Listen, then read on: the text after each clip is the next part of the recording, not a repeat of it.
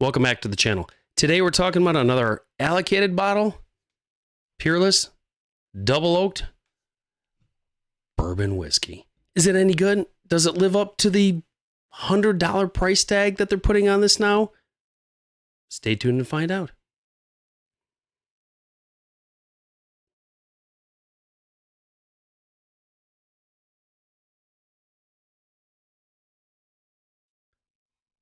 Welcome back to the channel.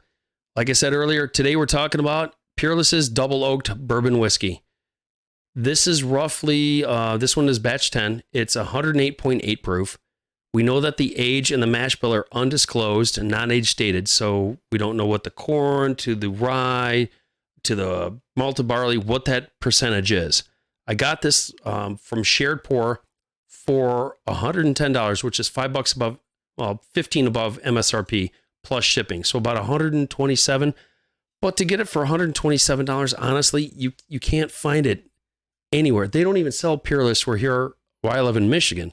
So to get it for that kind of price was like, all right, you know, I really wanted this bottle. I've been wanting it for a while. I really like double oak products like Woodford Reserve Double Oaked and 1910 and stuff like that. So I was like, you know what? I'm going to give it a shot. Got a little bit in the bottle. The back says non-chill filtered, strict sweet mash, no water added, barrel proof. And it is from DSP KY 50. Got a little bit of history, got a little bit of the bottle. What's the juice like inside?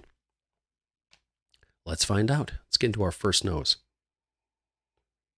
You get a sharp oak, almost like, to say this, almost like a dried Sharpie.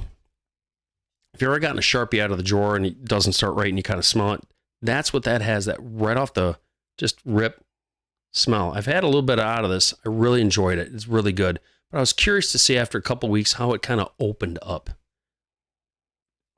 It's been out for about 20 minutes. She's clinging to the glass. She looks really good. She's got nice legs. They're kind of wispy, hanging down. But as they get down to the bottom, they kind of widen out. So it's kind of hanging on that glass. Get a little bit of dark chocolate and light caramel. But that, again, that dried out Sharpie. Now that when I hear people go, man, it smells like a Sharpie. Now I know what they're talking about. Because that really does remind me of a Sharpie. All right, we got into the first nose. Let's get into that first taste.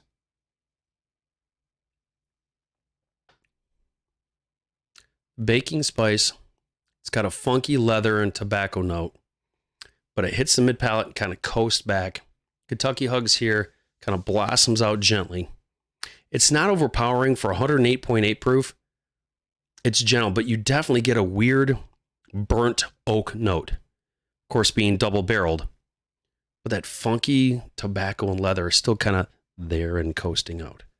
It's not, to me, it's not unpleasant. It's different. It's unique. And that's what I like about it. I've got a couple of picks down there. I've got their regular bourbon, regular rye, and I think I got one of the ryes that's called Ginger Snaps, which is very ginger and very spice forward. Like if you're eating an old school ginger snap, you bite off and chew on it.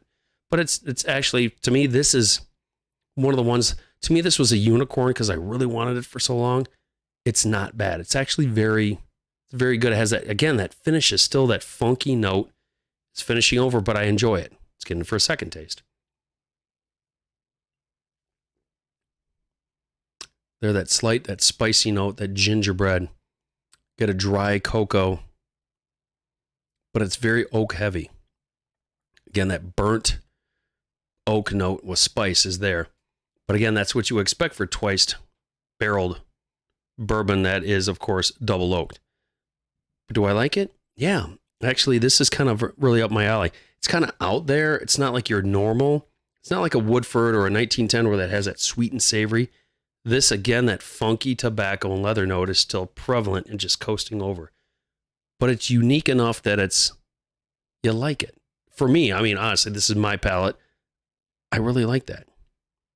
Again, my name is Brian. It's the Average Whiskey Drinker channel. Like I always say, find a bottle, open the bottle, enjoy the bottle, because good whiskeys and ryes are always meant to be shared. Like, comment below, have you had the Peerless Double Oaked or any of the other double oaks? Which is your favorite?